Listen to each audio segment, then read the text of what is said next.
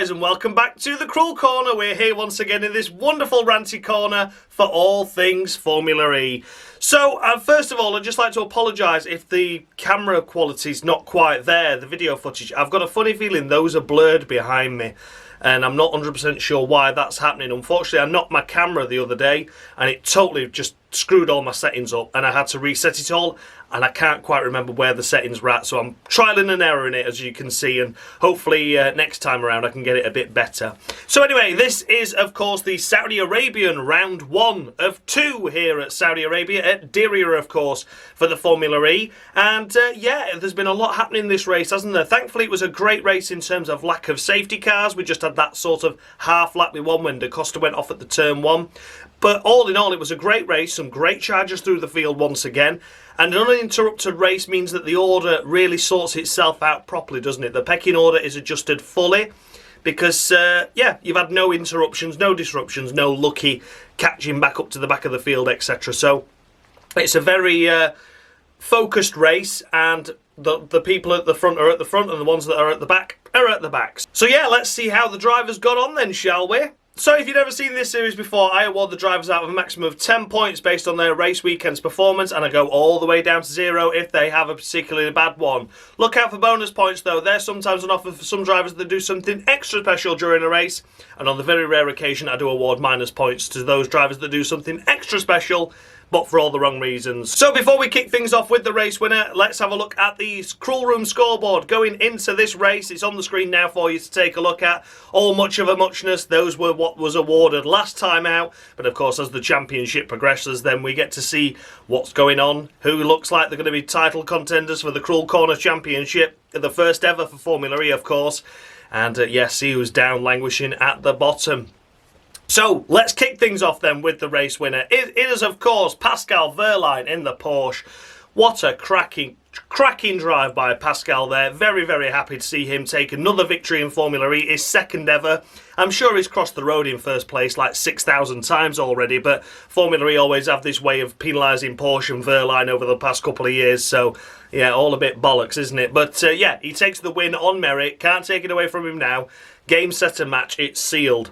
Until I put this video up and he's been disqualified again. So what could be said for the Porsche? Well, overall, it's looking like the Porsche powertrain is really dominant, isn't it? It's looking like it is so efficient on energy during a race. It's got the longevity to last the race as well. Got a good setup so the tyres haven't got an issue during the race. It looks like a perfect car. But over one individual lap, in qualifying, it's looking like it struggles.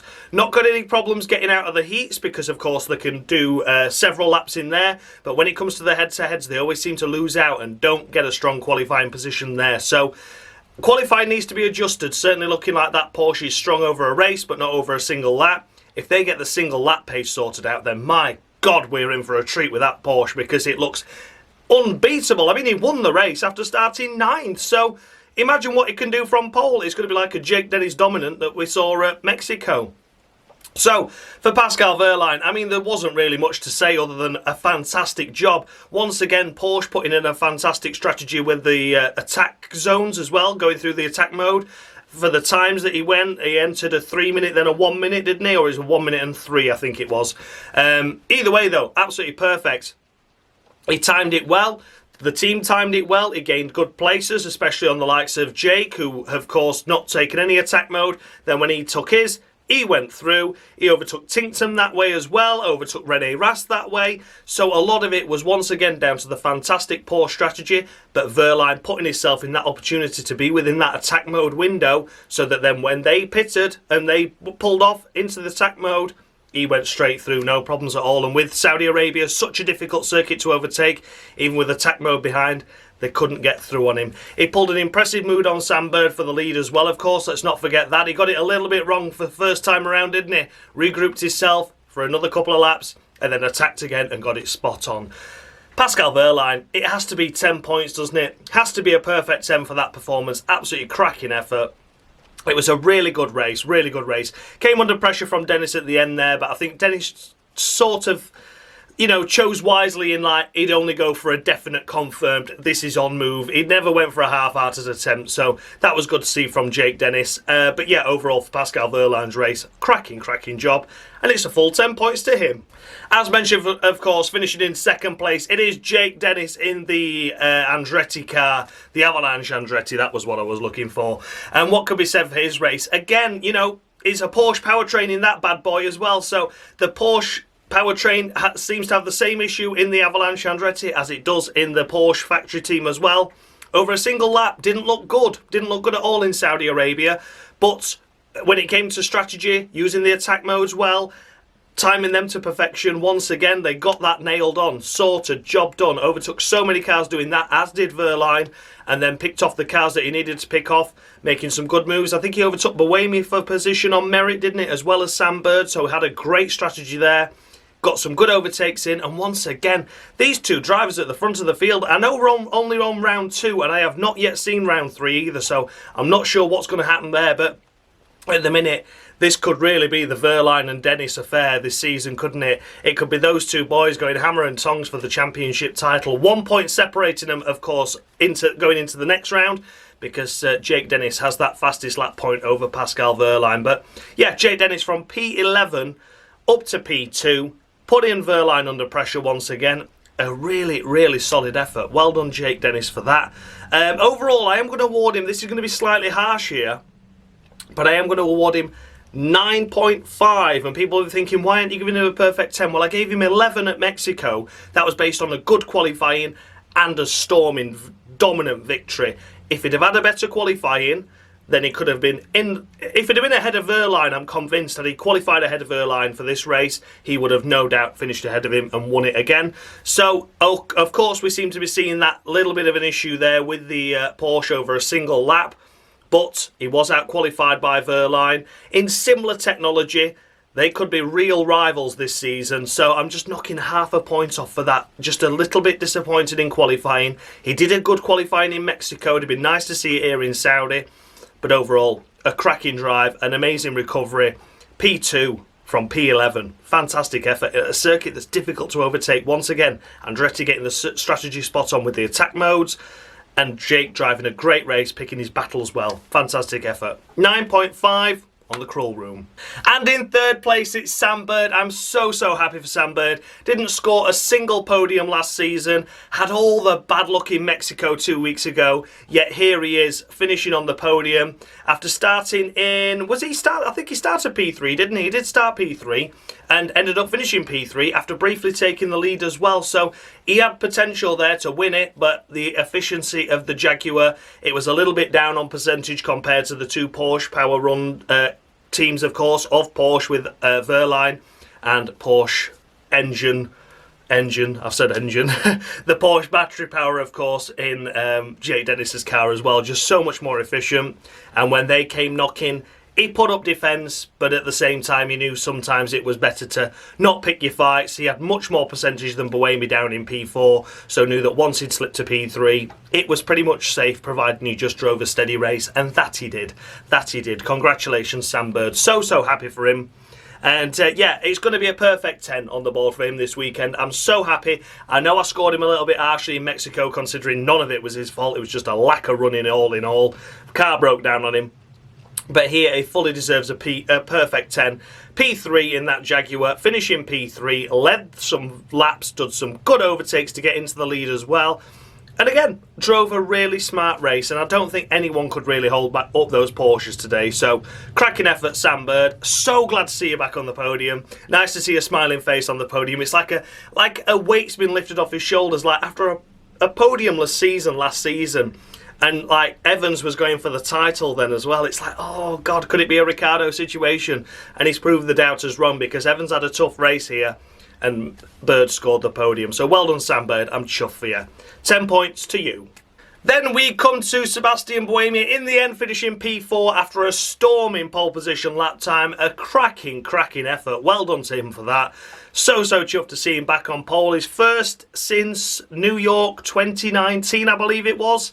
So a long, long time ago. I think someone said it was like 1,300 days, which is mad when you put it into that kind of context, isn't it? You think 2019, oh, not long ago, that is, it's within range. Then you're like 1,300 days, you're like, oh no, that's quite a while ago.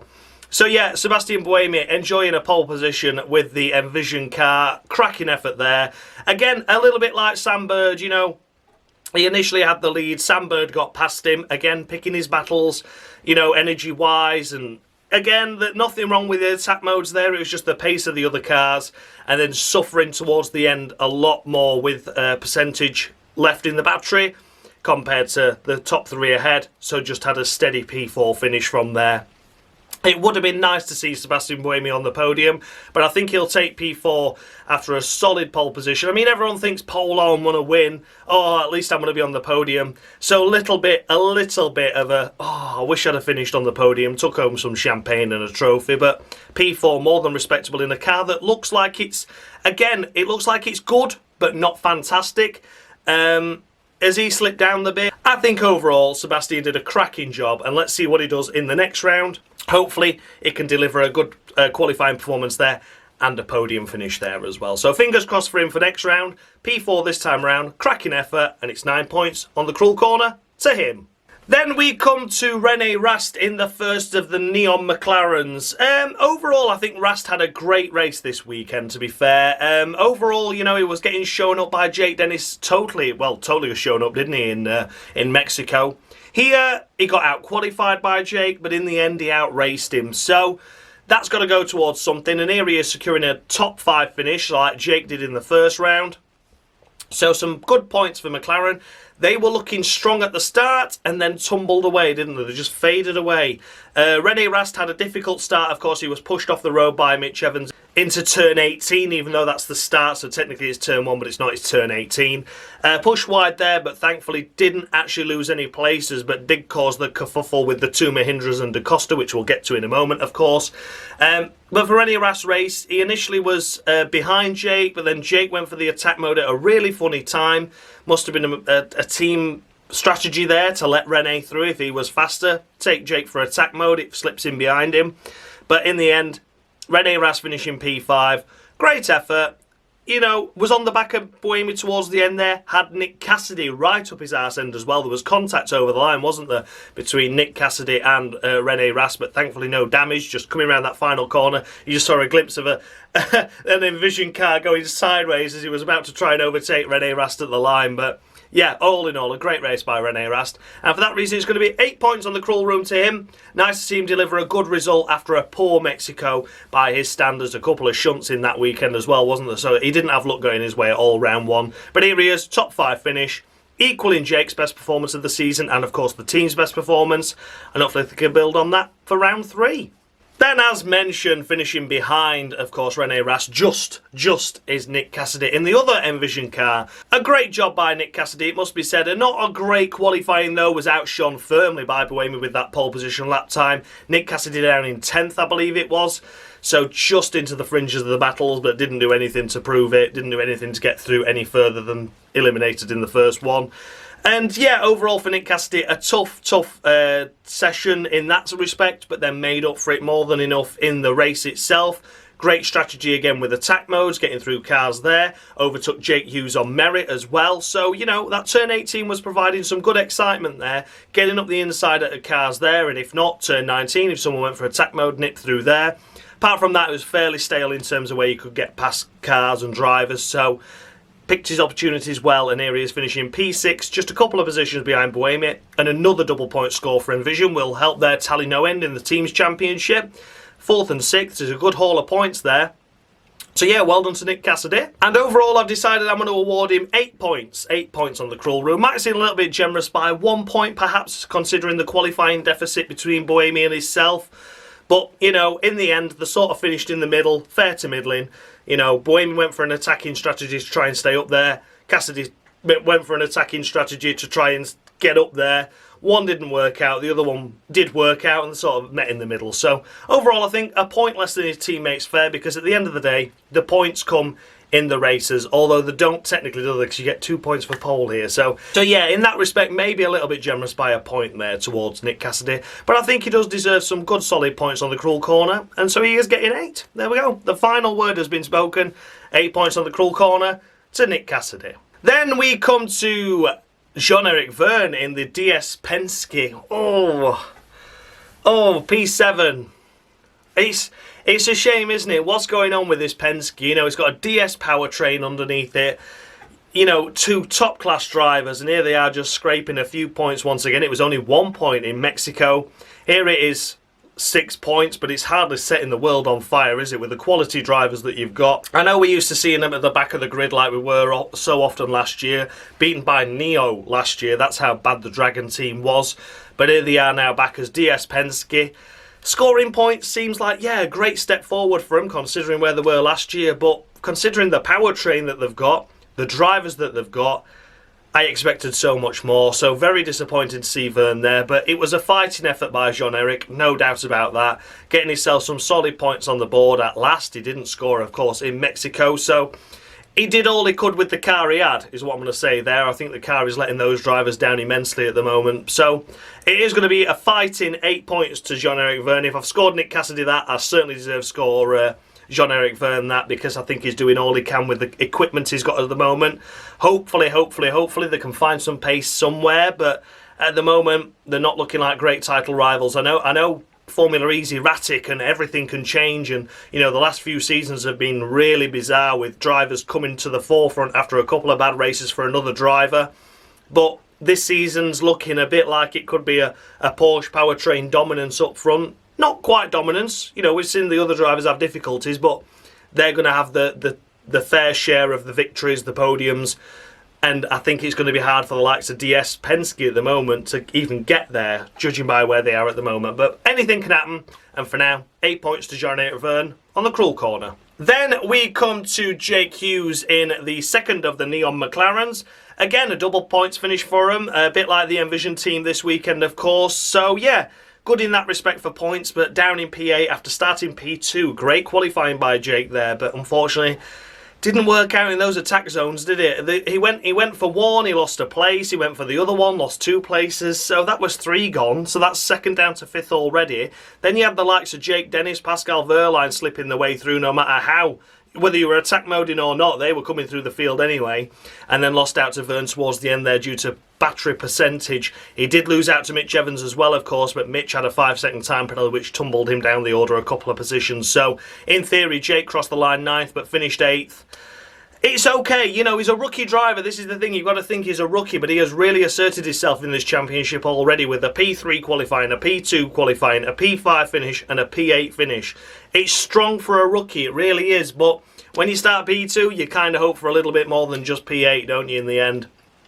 So for Jake Hughes, I feel like he deserves to be a point less than his teammate, but not criticised too much because there's nothing really to criticise. Like I said, the attack mode timings wasn't great by the team. That's clearly a team strategy on their part. Lost out on 3 places to my knowledge with that.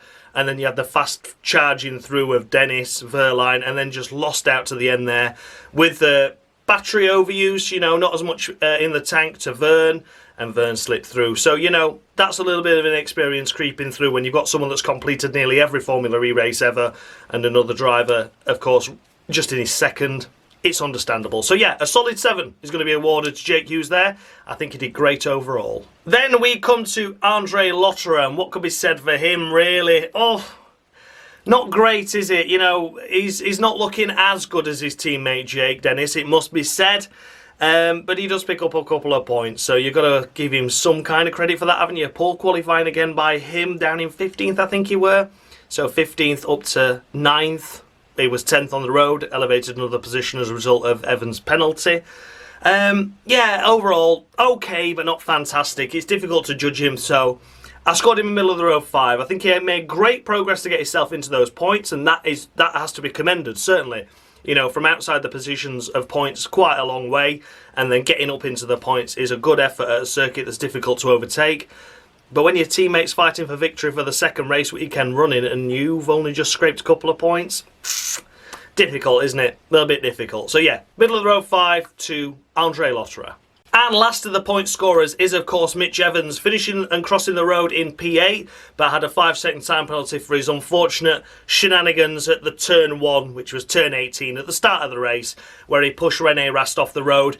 I do feel it was a little bit harsh to award him a 5-second time penalty for that, because at the end of the day, it was turn 1, lap 1. They were held for a long, long time on the grid as well, because they had to get rid of the tyre smoke because everyone was wheel spinning. So they were held for a long, long time, so the tyres had gone stone cold again. Brakes had been really cold. It was turn 1, you know, it wasn't as if Rene Rast was punted off into the wall and needed, had damage, needed a wing, was out of the race, you know, and he did actually get back on track in the same position as where he got pushed off it. But I think the 5-second time penalty doesn't come in the sense of he pushed Rast off. I think it's because they both rejoined, and the way they rejoined, then called the shenanigans with the 2 Mahindras and the Costa. So in theory, if he got penalised for the second part of it, because the first part caused the second part, I kind of get it in that respect. You did ruin a driver's race, it just wasn't Rast, it was of course De Costa's and Rowland's. So yeah, I can kind of see it from that point of view, but I think where he actually was penalised was just for pushing Rast off, and I don't really agree with that bit. But nonetheless, here he is finishing in P10, picks up a point. His teammates on the podium. It was a tough weekend, weren't it, for Evans? It weren't the first time he went off at turn 18 either. He went off and pushed Rast off at the start, and then later on in the race he was got himself up to about P7, hadn't he? And then he went wide again at turn 18 by miles and lost like 3 places, so down to 10th again. Yeah, tough weekend by Evans. The car looked better though. The car did look better overall, but was out-qualified and out-raced by Sam. And for that reason, I'm only going to award him 3 points on the cruel corner. Unfortunately, I love Mitch to bits. I really do think he's a great guy, but I think this race in particular just didn't go his way. Not a great qualifying. A race that could have delivered a lot more. Had he not made those 2 silly errors at turn 18, he could have easily seen himself inside the top 5, and I've been praising him a lot more than just finishing 10th in the end, 8th on the road. So yeah. Unfortunate weekend by Mitch, but I hope he does well in round 3. The car's looking good, isn't it, at once for Jaguar, finally, after a tough Mexico. So yeah, 3 points on the board to Mitch Evans. Then we come to Stoffel Vandoorne in the other DS Penske, just missing out on points, finishing in P11, of course. So, again, I'm going to say the same as Vergne. I think he's doing the best he can with the equipment he's got. Vergne's up there in the points, though. Vandoorne's out of them in P11. It must be so frustrating for those two guys. It really must. A double champion, a one-time champion, 3 championships between them. They've been in strong teams, strong cars. They've been in Formula E long enough to know how it works. And it's just not working for him at the moment, is it? So for Stoffel Vandoorne, it's just going to be short and sweet. A middle-of-the-road 5 points to him. At the end of the day, he was outshone by his teammate that did scrape into the points. And that has to be noted against him, finishing P11. So there you go. So in the end, just 5 points on the board for Stoffel Vandoorne, but I do feel his frustration. I really hope it comes good for him after this weekend, because they do deserve something, those guys. The DS Penske team seem to have got everything together that they need to make it work, and it's just not working. So fingers crossed in a few weeks' time we can get to see him further up the field, but it's looking like a tough stretch, isn't it, at the moment? But for now, middle of row 5.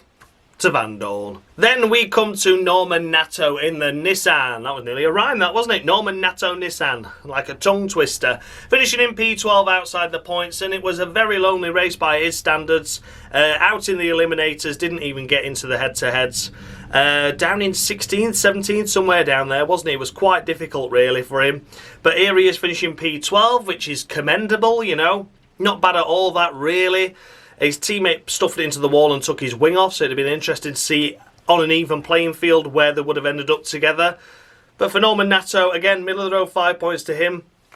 I don't think the Nissan's the easiest thing to drive in the world, but Fenestraz is doing more with it in qualifying, but a rookie error creeped in this weekend that meant he finished behind Norman. So, could he have finished ahead of him? Maybe. But again, early days. It's early days, difficult to fully understand the pecking order. Nissan might come good for one race and then tumble down again. But at the moment, for Norman Nato, it was an average race, and that is why it's 5 points to him. Then we come to Lucas Di Grassi, another average race. Didn't really see much of him. The only time we saw him was when he got involved in that turn 19 kerfuffle as Evans and Rast rejoined. He had to stamp on the brakes. He got hit by Rowland. Rowland got hit by Costa, and that was it really. That was the only time we really saw Grassi. He wasn't in the points at any point. Maybe a little bit of damage picked up as a result of that incident. Who knows? You know, hitting the back of the cars where the drivetrains are could knock something out of kilter. Could have some, you know, there's not really much downforce on the cars, but any kind of bodywork damage will cause drag. So, yeah, unfortunate race weekend really, wasn't it? A bit of a nothing weekend as well. So, again, for Grassi, a fairly anonymous 5 points on the cruel corner to him as well. Just a bit of a shame, wasn't it? He looked so good in Mexico and did a great defensive drive, but here this weekend, just nothing so far. But again, it could all turn for round 3. But for now, 5 points to Grassi. Next up is Dan Ticktum in the Neo 333 car. And I said it in Mexico, didn't I? That I thought the car was quick, but not very efficient. And here it was proven once again. Quick, but not very efficient. It struggled, didn't it, in the race? And it's such a shame to see, because what is the point in having all that pace if you can't do anything with it? You know, if you're going to lose out and you're going to have to tumble down the order, then why be quick in the first place? You know, it must be so frustrating for the drivers in that car at the minute to see that they can, we can get a really good qualifying, but when it comes to percentages at the end of the race and where their battery is compared to everyone else and the nowhere, it must be so frustrating for them. Dan Ticktum had a rough race, didn't he, really? He qualified so well, but then went for his first attack mode, got tagged by another car getting into it, which cost him a bit more time than it should have done, and he lost out 3 places, dropping from P4 to P7. Then he went for attack mode again and lost another place down to P8. Then, due to him trying to save battery, dropped down to P10 and then just stumbled down the order to where we are now, which is P13, or is it even P14? I can't quite remember, but either way, it's just so frustrating. So yeah, a strong qualifying, but we always knew, looking at the percentages, that you're like, he's going to drop off soon, he's going to drop off soon. And he dropped off due to poor strategy for starters, getting him, you know, costing him so many places in that attack mode taking, and then the overall battery of it just meant he tumbled down the order further. So a great shame for Dan, but I am going to award him 8 points on the cruel corner. And a lot of people might think that's generous based on the finishing position, but he did all he could with the car he had and the strategy we were given, because the strategy was absolutely pants. The pace of the car is there, but you can't be quick if you've got to slow down all of a sudden to make sure that you actually get to the finish, you know. And I think he did all he could to try and drag that car into the points, and it just wasn't happening. I can't see anything different happening again for round 3. I think it'll probably be another strong qualifying performance and tumble down again, but it would be great to see Neo secure some points, and it'll be great to see Dan secure some points as well, because he's been the shining star so far these first couple of races compared to Camara. So yeah, overall 8 points to Dan Ticktum. I don't blame him at all for the car that he's got, and he drove as good as he could really. So there we go, 8 points to Ticktum. Behind Ticktum is, of course, his teammate Sette, Camara. This is where they finished. There's all the other cars behind him now that had trouble, really, hit problems. So these are the last of the finishers, so to speak, in a respectable kind of manner. Yeah, overall, you know, again, Sette Camara, nothing special in qualifying. He didn't get into the heats. But then he had a grid penalty anyway because he blocked Wehrlein, was it, on one of his flying laps during the main qualifying rounds. So yeah, that was a big issue. So he lost a couple of places there. I think he qualified 11th, didn't he, Sette Camara, and then was dropped to 14th, if I remember rightly. And that's practically where Sette Camara stayed. You know, Dan enjoyed all the glory by starting up front and then tumbled down, and Sette Camara just stayed where he knew he was going to finish. First, Sergio Sette Camara, I'm just going to award him a middle of the road 5.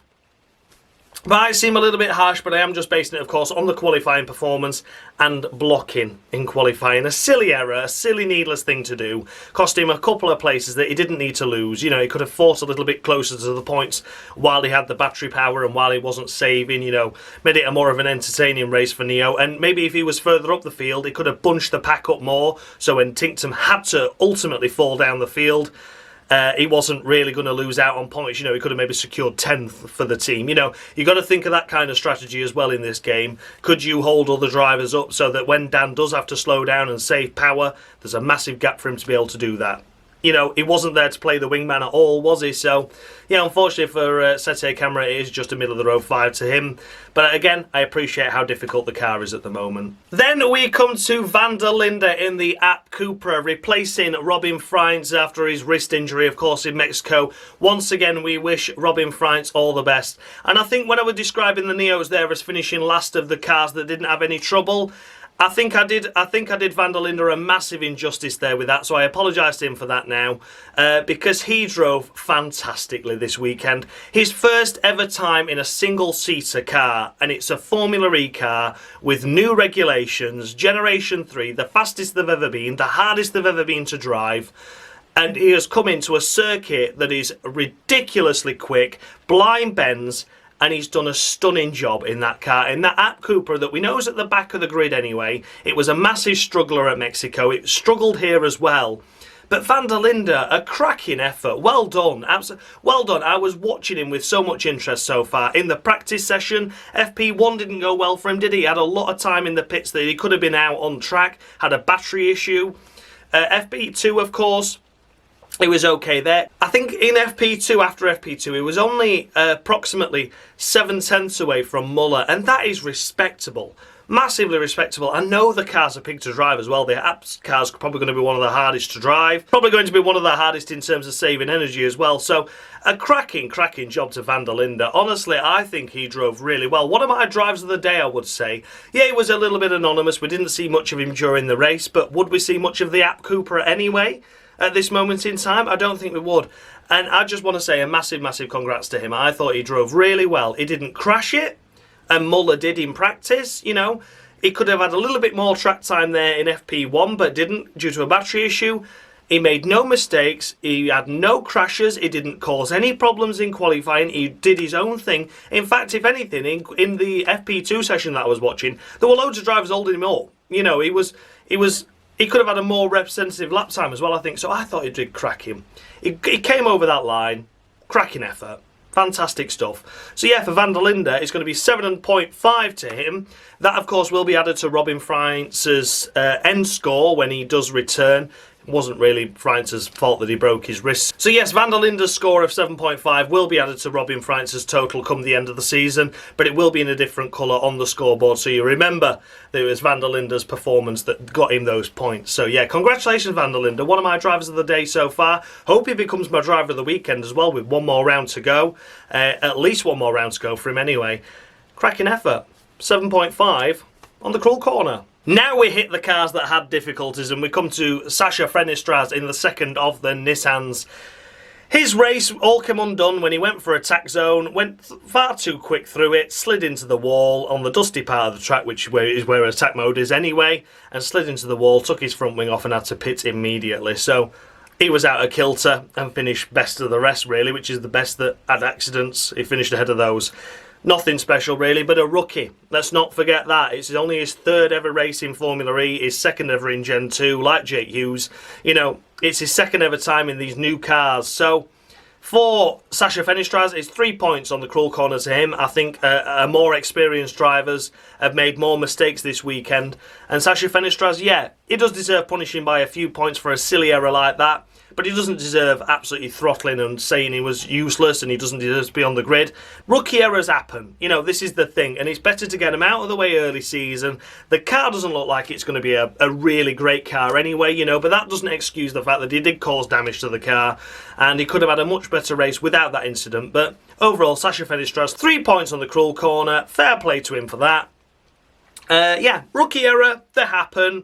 I have to penalise him. But I'm not going to go all guns blazing and telling him he's useless, because that's not the case at all. I think he's one of a great rookie to watch. I think he could be on par with Jake come the end of the season, especially, you know, Jake's got the better car at the minute, it seems. But I think, judging on performance of the vehicle, I think they're quite equally matched at the moment. And one silly error, just, you know, a little chink in the armour. I'm sure it'll come for Jake as well at some point as well, be it battery usage or a mistake.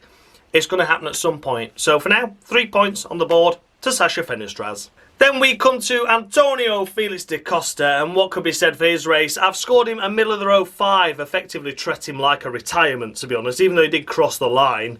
It wasn't his fault.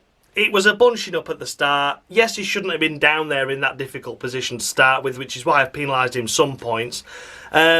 In terms of a finisher, which they can score 10. You know, I've penalised him for that, but overall he didn't deserve really to have two Mahindras stationary in front of him. Him nowhere to go, can't jump on the brakes quick enough. Bang, into the back, front wing damage, out the race, that's it. Very, very unfortunate there for him. So yeah, for Antonio Felix da Costa, middle of the road 5. Really, really unlucky. Then we come to Ollie Rowland in the Mahindra that da Costa rode up the back end of. A puncture for him after da Costa hit the back of him. Unfortunately, he did a lap behind safety car with a puncture, which you didn't really know at those low speeds. And then when he sort of got back up to racing speeds, he's like, oh yeah, I've got a puncture. Had to pit, threw him all out of kilter. You know, and that safety car was only out effectively for a half a lap rather than a full lap, so no way that they were ever going to catch back up to the back of the pack as well. So once he got back out there, that's it. His race is over. Had to wait for another safety car that didn't come. Middle of the road 5 to Ollie Rowland as well for that. Wasn't his fault that he was in a tricky position like that. Very, very difficult circumstances that weren't their fault. It was just unfortunate bunching at the first, second corner of the race. And a couple got caught out. And it was no fault of their own. Unfortunate, but there you go. Middle of the row 5 to Ollie Rowland. Then we come to Edoardo Mortara, and a difficult weekend once again for the Maserati squad, wasn't it? He had a heavy crash in qualifying, thankful to get him out for the race. And then I'm not sure what happened in the race, but there was a yellow flag down at turn 18, wasn't there, towards the end of the race, and Mortara headed for the pits. And then retired. So did he have an incident or did he have a mechanical breakdown potentially? I'm not too sure there. But nonetheless, another heavy crash. Another heavy crash for the Maserati group. He had a crash in Mexico, of course, during the race. A heavy crash in qualifying meant he could do no better than get knocked out of the eliminators. And unfortunately couldn't do anything in the race apart from stay ahead of the App Cupras and the ones that had damage at the start like da Costa and Rowland. And then eventually retired. So there was not a lot to show for Mortara, and for that reason it's just going to be another 1 point to him. I know the car might be difficult to drive, you know, like the Apt, it might have taken a sudden slump in performance, this Venturi team that's rebranded as Maserati now. There might be something very wrong with the car fundamentally, but, you know, at the end of the day, crashes are still unforgivable.